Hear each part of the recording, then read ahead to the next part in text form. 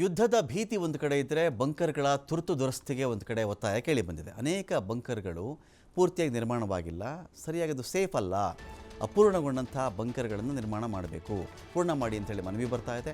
ಕಾಶ್ಮೀರ ಸರ್ಕಾರಕ್ಕೆ ಗಡಿ ಪ್ರದೇಶದ ಸಾರ್ವಜನಿಕರು ಒಂದು ಕಡೆ ಒತ್ತಾಯವನ್ನು ಮಾಡಿದ್ದಾರೆ. ನಾವೆಲ್ಲಾದರೂ ಅಡ್ಕೊಳ್ಳಬೇಕು ಅಂತ ಹೇಳಿದ್ರೆ ನಮಗೆ ಬಂಕರ್ ಚೆನ್ನಾಗಿರಬೇಕು. ಎಷ್ಟೋ ಬಂಕರ್ಗಳು ಸರಿಯಾಗಿ ಕಟ್ಟೇ ಇಲ್ಲ. ನಾವಿಲ್ಲಿ ಅಡಗಿ ಕುಳಿತುಕೊಳ್ಳೋದು ಹೇಗೆ? ಚಂದ್ ಚೌಕ್ನ ಹಳ್ಳಿಗಳಲ್ಲಿ ಪಾಳು ಬಿದ್ದಿವೆ ಬಂಕರ್ಗಳು.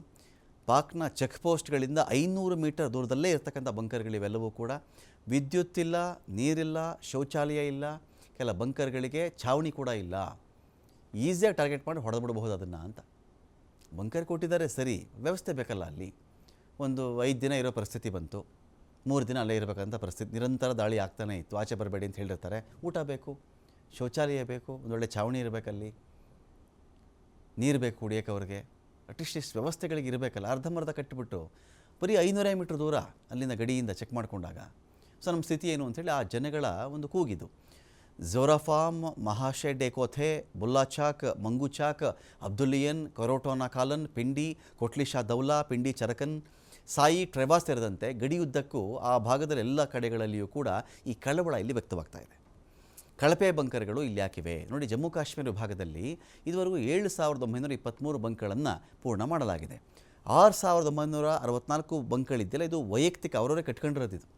959 ಸಮುದಾಯದ ಬಂಕರ್ಗಳು. ಅಂದರೆ ಈ ಬಂಕರ್ಗಳಿಗೆ ಕಟ್ಟಿದಾರಲ್ಲ, ಇಲ್ಲಿ ಒಂದಷ್ಟು ಬಂಕರ್ಗಳಲ್ಲಿ ಅವರು ಅಡಗು ಕುಳಿತುಕೊಳ್ಬಹುದು ಅಂತೇಳಿ, ಒಬ್ಬೊಬ್ಬರು ಇಬ್ಬಿಬ್ಬರು ಅವ್ರವ್ರಿಗೆ ಸೇಫ್ ಆಗೋ ರೀತಿಯಲ್ಲಿ ಮಾಡ್ಕೊಳ್ಬಹುದು ಅಂತ. 953 ಬಂಕರ್ಗಳಿದೆಯಲ್ಲ, ಇವು ಸಮುದಾಯ ಒಂದು ಗ್ರೂಪ್ಗಳೇ ಬಂದು ಉಳ್ಕೊಳ್ಳುವಂಥ ಒಂದು ಬಂಕರ್ಗಳಿವು.